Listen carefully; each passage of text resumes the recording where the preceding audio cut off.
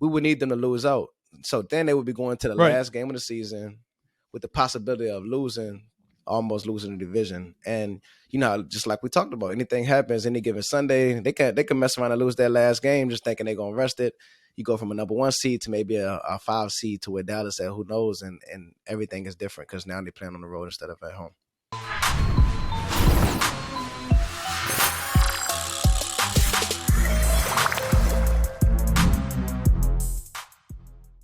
We fall to 10-4 down in Jacksonville, man. Kelvin Joseph got left in the toaster, and McCarthy made some poor coaching decisions. Talk to me about it, man. This is one of the toughest losses that we could have taken, man. Especially the week right before Philly. You know what I mean? And you get the news of the Jalen Hurts coming out right after, and it's like, oh, we think about all the possibilities of what could happen, man. But it's crazy. It was like the complete opposite of what we've been doing like the past few weeks or maybe even all season, man. We always start off slow, and then it just seemed like we make the perfect second half adjustments, and then we come out with storming in the second half. But then this week, man, I don't know what happened.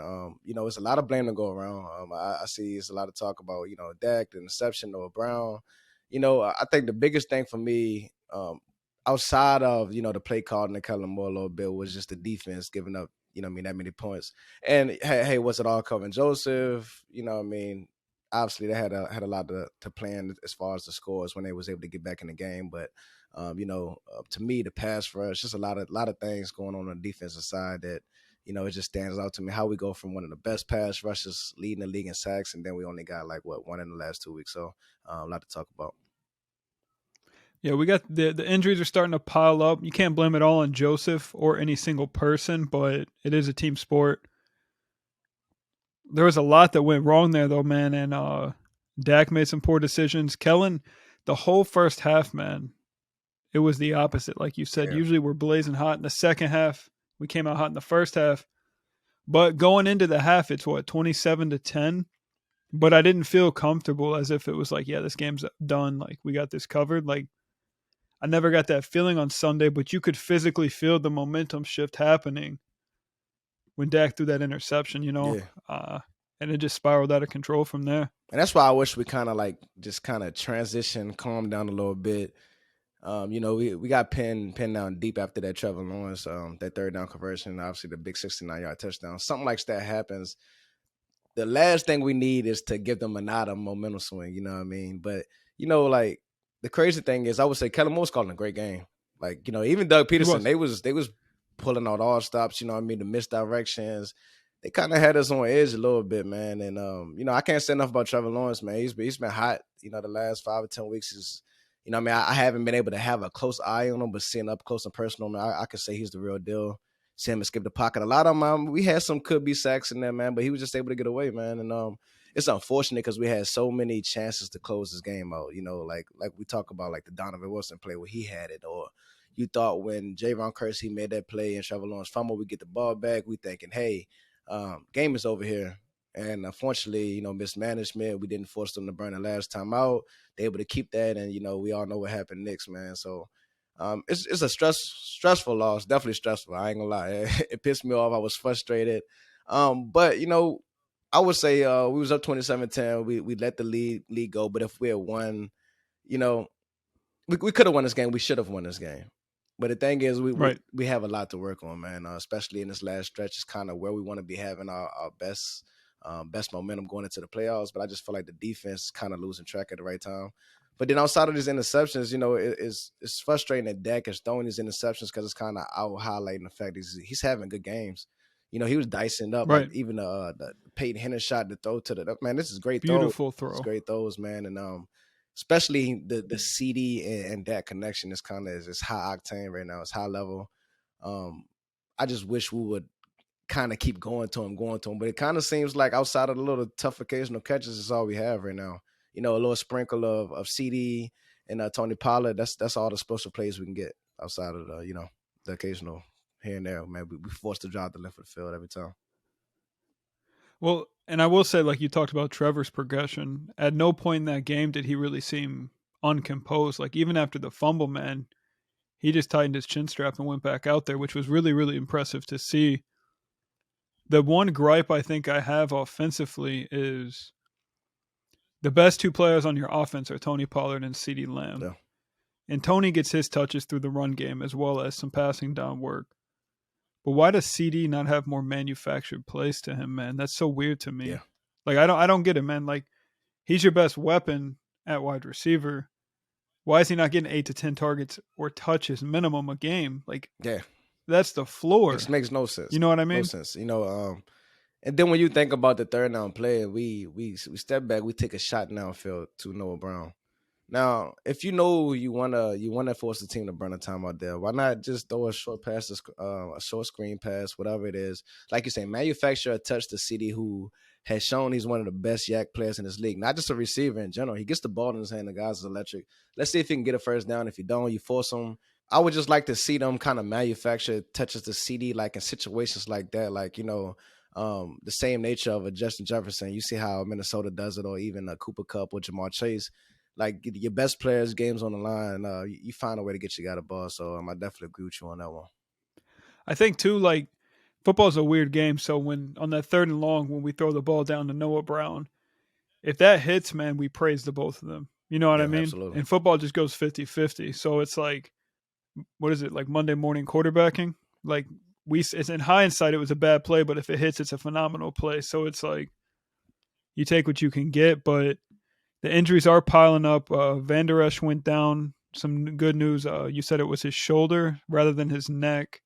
Jaron Curse is out there banged up. Donovan was slow getting up It's a lot of people, once. man. Dorrance Armstrong as well. Dorrance, yep. Knee. Uh, Micah is Micah. He's not. It's not on the injury report so much as to what he's going through, but he looks beat up out there, man. He's getting a lot of chips. What was that? I think I seen Peters. He limped off a little bit. Tyron Smith had to yep. play a lot more than expected. You know, it's definitely a lot of injuries at the wrong time. Hopefully, LV is able to bounce back soon, man. But we do get to see Jabril Cox heading up into this next matchup against Philly. So let's see, man. I know the fans have been calling for him. Since preseason, since last year. Unfortunately, the ACL injury ended Right. there early, but you know, I want to see if this is a situation where kind of how we had the Tony Pollard thing. We was like for years, we're like, let's see Tony Pollard more. Let's see it because we've seen it in flashes, but then when you got the full Right. thing, we was like, this is what we're talking about. And hopefully, we get the same thing with him. Hopefully, Are you good on Jacksonville? You want to move forward to this coming week? yeah. Let's talk about Philly, man. It's unfortunate that it's not the same prestige or same hype that's around the game right now.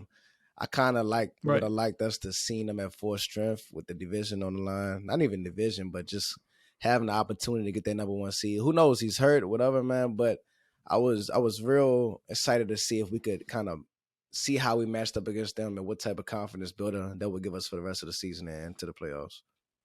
The thing that bothers me the most now is no matter what happens, there's a built-in Yeah, excuse. Because if he plays, he's playing hurt, and if he doesn't play, it's Minshew. Assuming with victory on our end, anything is possible, obviously. But on the same side, that one injury, we got like 6 or 7 that are just as impactful. You know what I yeah. mean?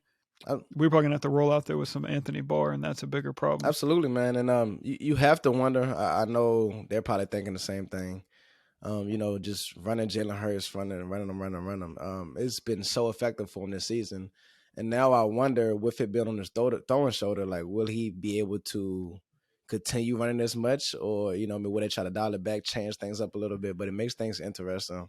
But, one thing I will say about Philly, they have game I respect. They're a good team, you know what I mean? But even though they're a good team, and, we got to kind of look in the mirror and say, hey, even like weeks prior, as far as the Dallas Cowboys go, you see us, we get into a battle with the Texans, the Colts, before we actually have that huge fourth quarter, and even to last week with Jacksonville.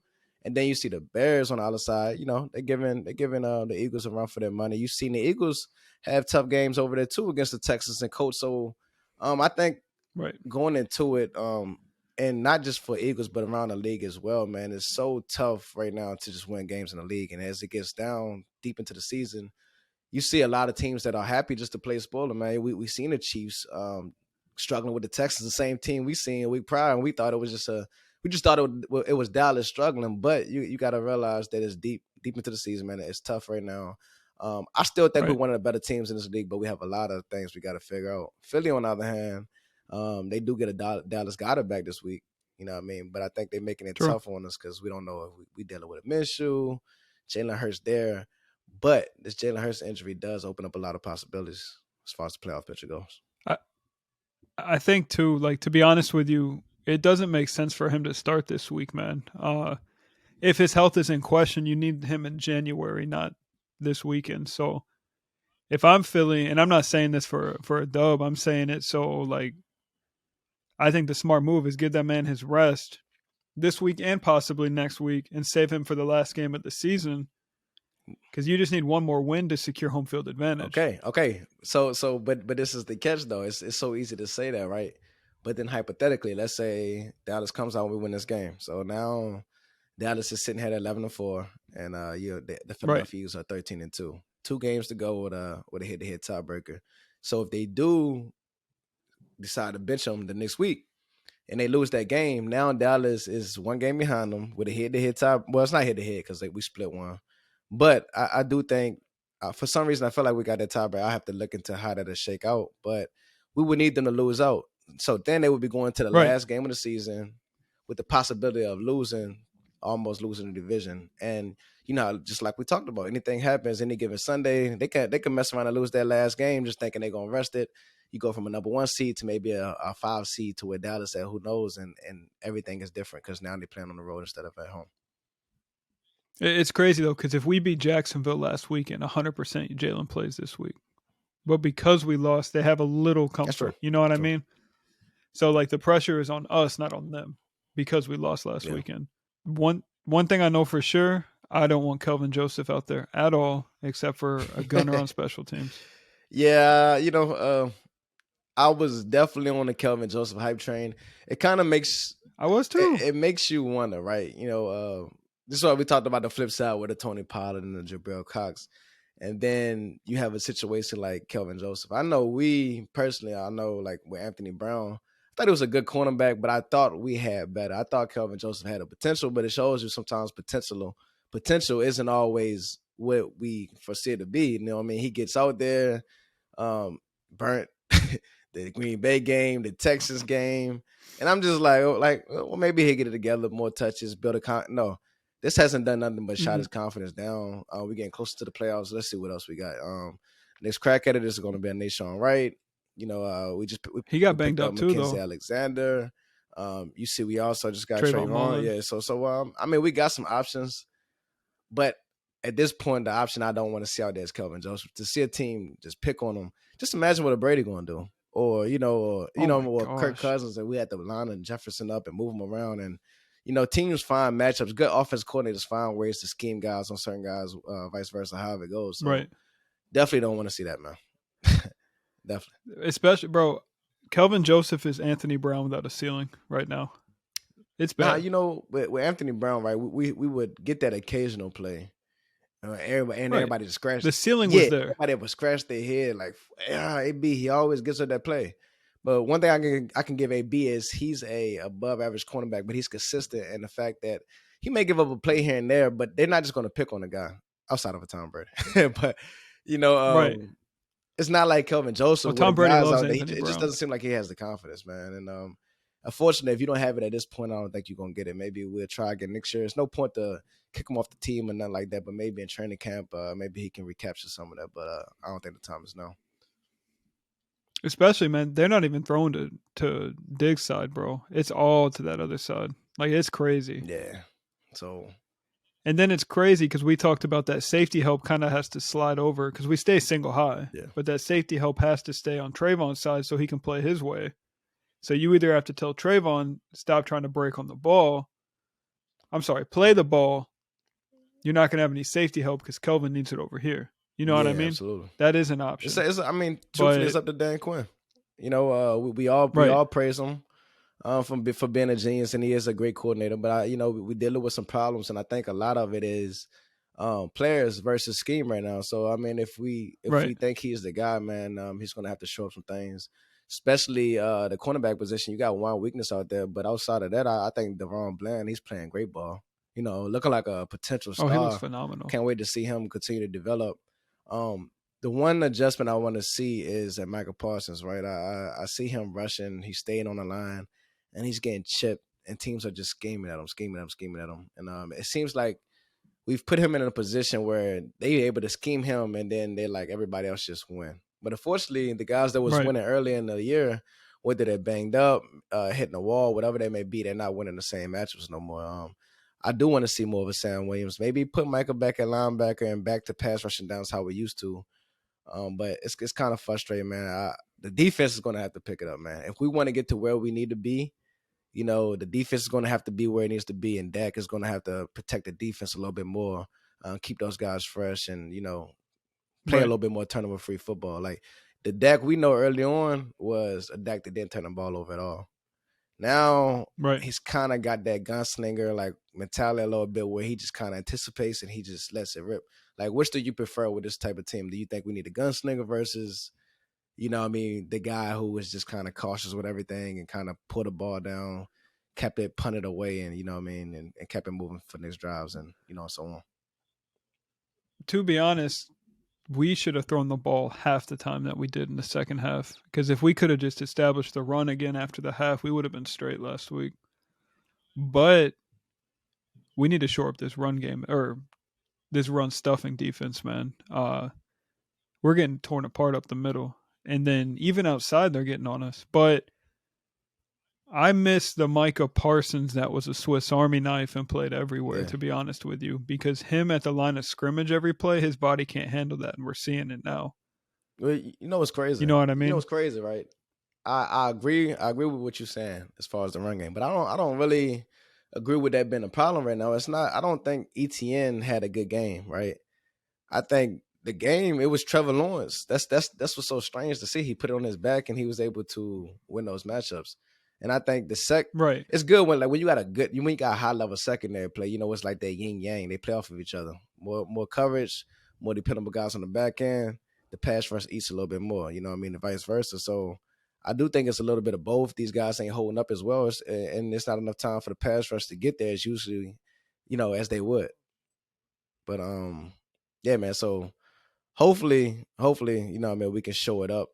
I think, the past couple of weeks we was able to hold Jonathan Taylor down. Demar Pierce didn't play, but I think we held the run game down with the Texans and even Jacksonville. We will get more of a test in this couple of weeks. We got some run heavy teams. We got Tennessee coming in here. We got Philadelphia as well, like the running ball, and even the Commanders who kind of transition in the heavy run game. So we'll see as we get deep into the playoffs. But I think the main thing is I want to see this pass rush get back to what it was, man.